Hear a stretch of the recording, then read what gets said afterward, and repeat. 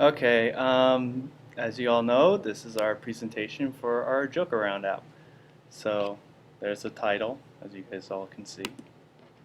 So when I first thought of the idea of the Joke Around app, it was pretty much like going to be a joke database, and like the whole point was to, since I just recently got a mobile phone, I wanted to have uh, a, a, a bunch of jokes in my phone that I can kind of refer to because a lot of times my friends would say jokes and I would forget about them.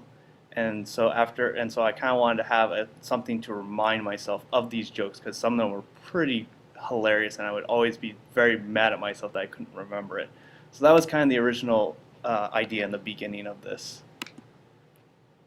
So I went off that idea, and with me and Sammy, we evaluated each of the prototypes, the paper prototypes, and obviously, if you guys had seen the video of me and her evaluating each other, we obviously were laughing quite hysterically a lot because of the paper prototypes. And actually through that video, I found obviously the basic flaws I had, like no home button, no back button. Um, I was pretty much I had the general concept down, but obviously the very intricate details, some of them were missing, which would prove to be very, very important. And so I pretty much had to revise the prototype in order to do that. And after doing that, we did the balsamic, which made it so that to put my actual design into more of an interactive option and more practical to make sure that everything functions. That, yeah, it looks good on paper, but make sure it actually does it interactively. And so with this balsamic, I pretty much made sure that most of the stuff was working, and I had the navigation down, and I had the good sense and idea of what I was looking at and what I was kind of going for.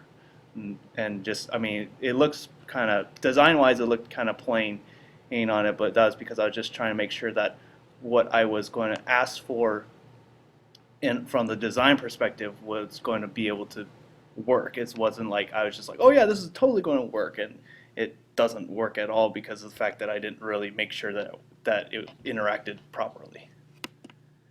And after that, that's when I partnered up with Allison, and so that's kind of we just started doing more paper prototypes, and she can kind of go into more of that. Sure.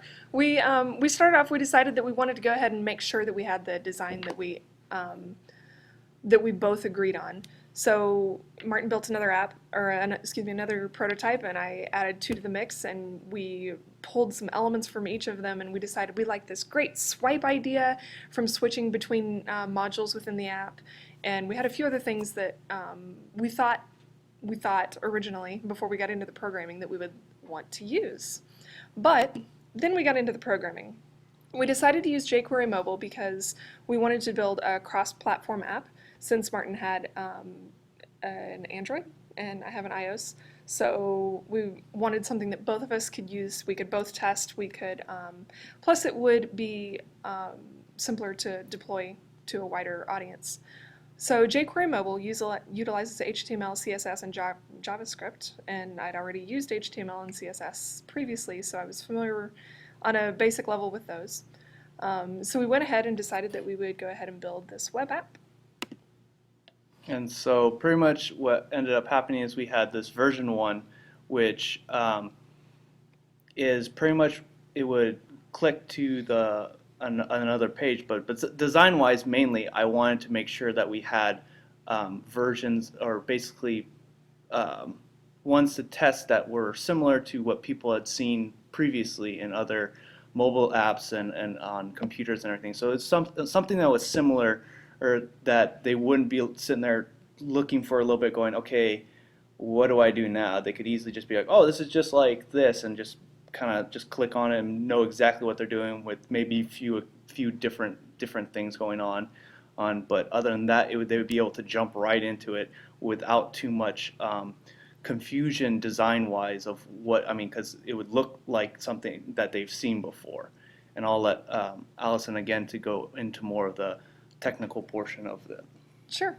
So the first version we designed, it basically, you use the different layers, and you click on a joke and it opens up an actual entire new screen. So what this meant was that every joke needed its own HTML file.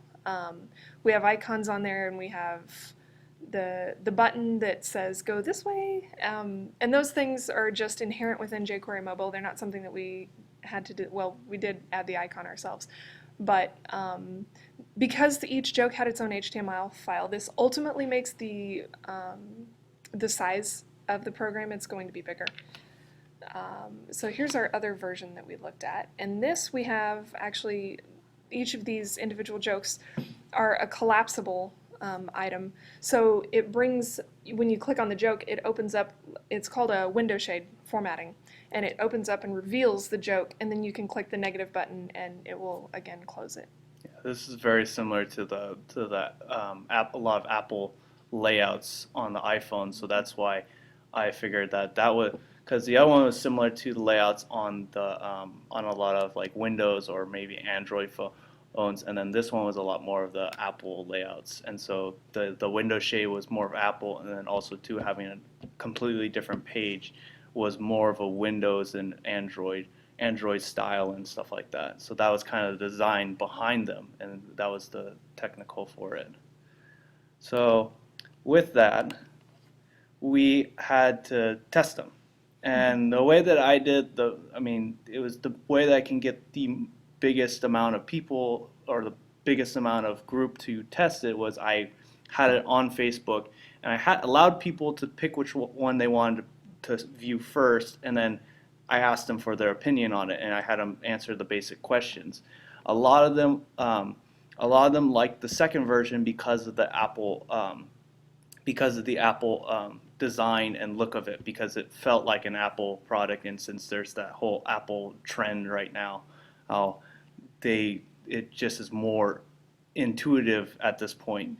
Like, whereas if you were to ask people like a couple of years ago, it probably would have been something different.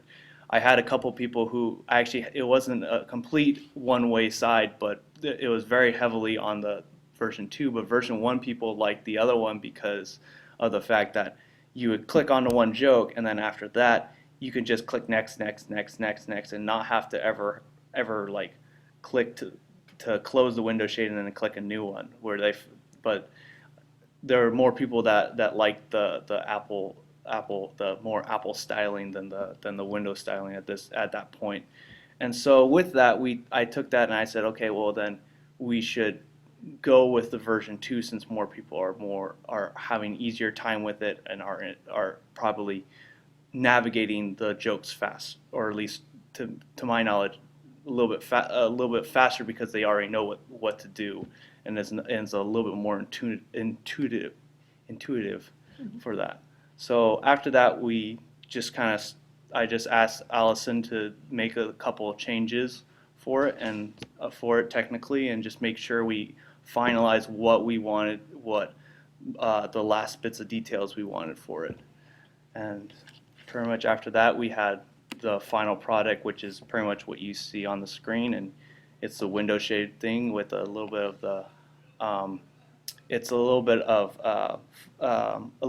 the joke, or a description of the joke, so that people know what they're getting, and then they can window shade down and it explains more of the joke, and then just the design wise is pretty much very similar to an Apple product, but it has obviously our own little flair to it.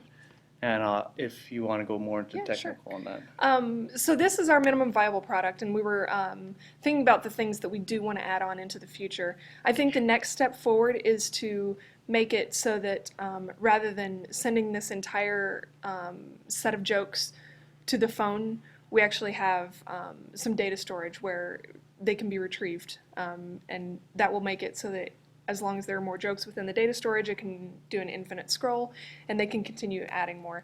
And then after that, we want to make it so that an individual can go ahead and mark their favorites. So you can come back and you can find something that you've previously seen and tell it again to your other friends. Oh, yeah. And then the last thing we're looking at adding is the ability for users to actually submit their own jokes, because ultimately that was the idea behind what we were wanting, was something that could interact with social media and user build that driven. network. Yeah. Yeah. Yeah. So that's our app. That's our app. Video credit from the slides. So those are that. And then this is our slideshow, and this is our presentation. I'm Martin. And I'm Allison. Thank you for Yep.